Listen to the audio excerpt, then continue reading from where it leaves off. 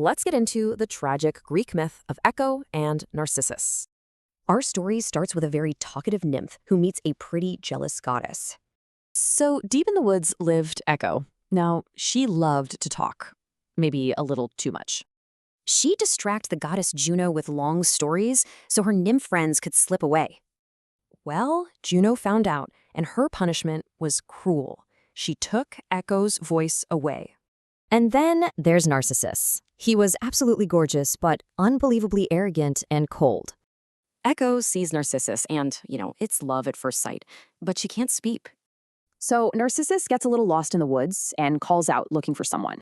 And who answers? Echo. Of course, she can only repeat the last word she hears. He's confused, obviously, so he shouts again, trying to find this mystery person. Echo thinks this is it, and just overjoyed, she steps out from behind the trees. His reaction? It's just awful. He cruelly shoves her away in total disgust. Completely humiliated, Echo runs away to hide in caves, totally heartbroken. But the gods were watching. Nemesis, the goddess of revenge, had a plan for him. He leans down for a drink, sees a beautiful face, and falls madly in love.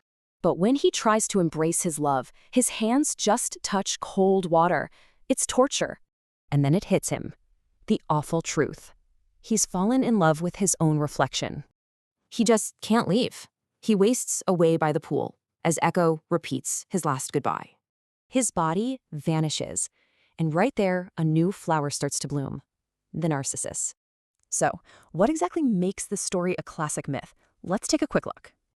Well, if you look at the main characteristics, the story just ticks all the boxes.